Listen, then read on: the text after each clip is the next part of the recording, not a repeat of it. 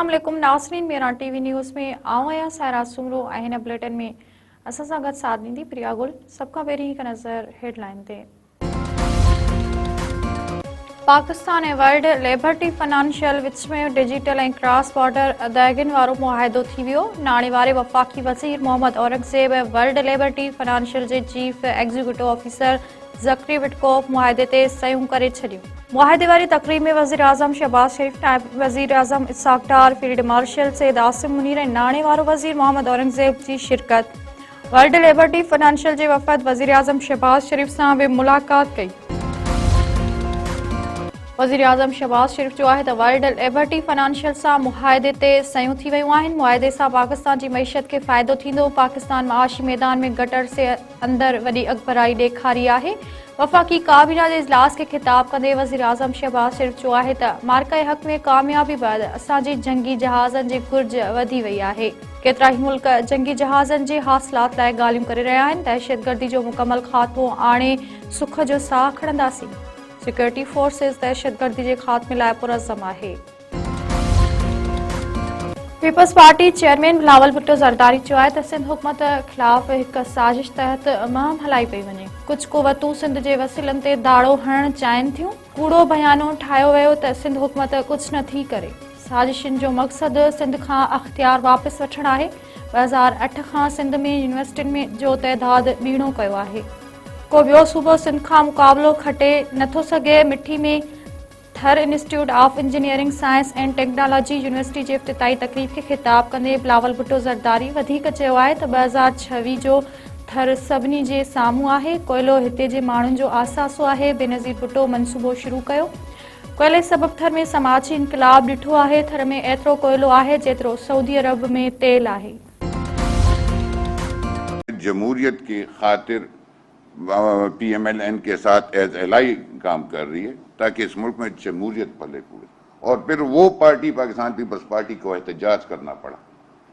तो हम इस बात की पुरजोर मजम्मत भी करते हैं और ये भी हम डिमांड करते हैं कि जो कल्प्रिट्स हैं जिन्होंने ऑर्डिनेंस प्रेसिडेंट साहब के अप्रूवल के बगैर इशू किया है उनको भी लाइमलाइट में लाना चाहिए ताकि उन लोगों का भी हो।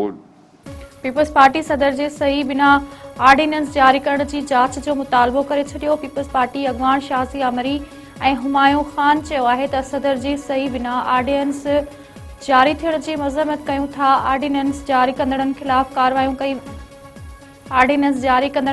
कार्रवाई कई वञे। हिन वक़्तु सभिनी जूं नज़रूं सदर आसिफ अली ज़रदारी ते आहिनि। पीपल्स पार्टी जमहूरियत लाइ नवाज़ लीग जी इतिहादी आहे। इस्लामाबाद में गॾियल प्रेस कॉन्फ्रेंस कंदे शाज़िया अमरी ऐं हुमायूं ख़ान वधीक चयो आहे त बलोचिस्तान खे निपड़ियो वियो आहे। सुईसा जेको हशर कयो वियो आहे उहो ख़ुदा ॾिसे पियो। हाणे सिंध सां बि बलोचिस्तान जहिड़ी हरकत थी रही आहे। सिंध मुल्क जो 70% गैस पैदा करे थी पर गैस नथी मिले। सांगण ऐं गोटकी मां गैस निकिरी थी पोइ असांखे महांगी गैस छो पई ॾिनी वञे। Governor Sindh Thar Coal and Energy Board तरमीमी बिल ते सही करे छॾी। थरकोल एंड एनर्जी बोर्ड तरमीमी एक्ट 2025 कानून जो हिसो बणिजी वियो। थरकोल एंड एनर्जी बोर्ड खे टैरिफ जी क़ीमतुनि जे तोइन जा अख़्तियार हासिल हूंदा। बोर्ड फीस लागू ऐं पंहिंजे फ़ैसिलनि ते नज़रसानी करे सघंदो। कोयले जी क़ीमत ऐं चार्जिस ते कंट्रोल जो अख़्तियार बि बोर्ड खे हूंदो।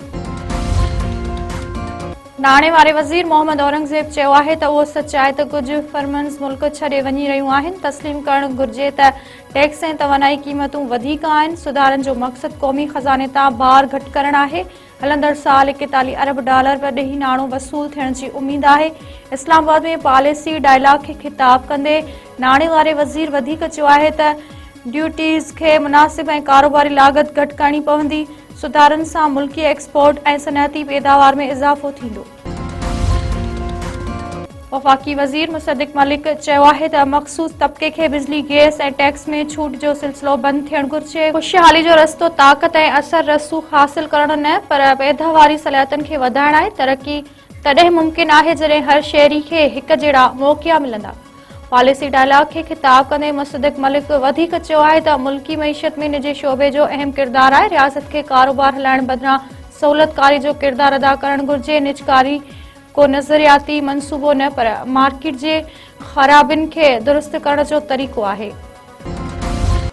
सिंध में तइलीम खाते उस्तादनि ऐं मुलाज़िमनि जे बदिलनि लाइ ई ट्रांसफर सिस्टम लागू करे छॾियो। ई ट्रांसफर सिस्टम 15 जनवरी खां फ़आल थी वेंदो। उस्ताद हाणे पंहिंजी बदिली लाइ दरख़्वास्तूं ऑनलाइन जमा कराइण बैदि दरख़्वास्त जो स्टेटस घर वेठे चेक भी करे सघंदा। तइलीम वारे सूबाई वज़ीर सैयद सरदार अली शाह चयो है त बदिलियुनि जो निज़ाम ऑनलाइन थियण सां शफ़ाफ़ियत ऐं मेरिट ते हथी मिलंदी।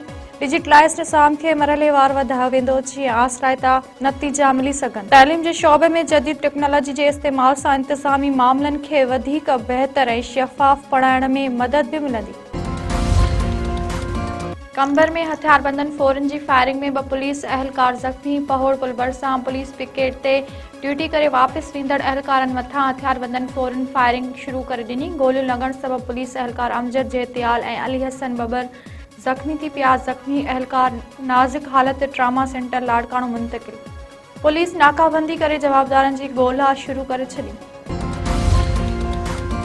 सांगड़ जी अदालत पीउ जे क़त्ल केस में ॾोह साबित थियण ते जवाबदार खे फाई जी सज़ा ॿुधाए छॾी। अदालत तरफ़ां जवाबदार कामरान शाह खे 10 साल कैद ऐं 20 लाख रुपया ॾंड जी भी सज़ा ॿुधाई वई। अदालती फ़ैसिले बैदि जवाबदार जेल मुंतक़िल। कश्मोर वेझो घर मां चोरी जी कोशिश मज़म्मत ते भाॻियो। गोलियूं हणी क़त्ल। ॻोठ गुलाम हैदर खोस में घर मां चोरी जी कोशिश दौरान भाॻिया सुजाग थी पिया। चोरनि जी फायरिंग में गर्दणी अब्दुल ख़ालिक खोसो मारिजी वियो। 3 औरतूं ऐं नीगर ज़ख़्मी। कैटी बंदर भरिसां समुंड में होड़ो ऊंधो। 6 मुहाणनि खे बचायो वियो। 1 ॿुड़ी फौत। मलीर जे इलाइक़े पिपरवासी खुलियल आसमाननि में पखियुनि जी शिकार दौरान हादसे जो शिकार। मक़ामी माण्हुनि 6 ॼणनि खे रेस्क्यू करे वरितो। 1 जो लाश हथ, ॿिए जी ॻोल्हा जारी। हथायल लाश जी पिपरीवासी असगर पंजाबी तौर सुञाणप। इतलाह ते वारसनि में कोहराम।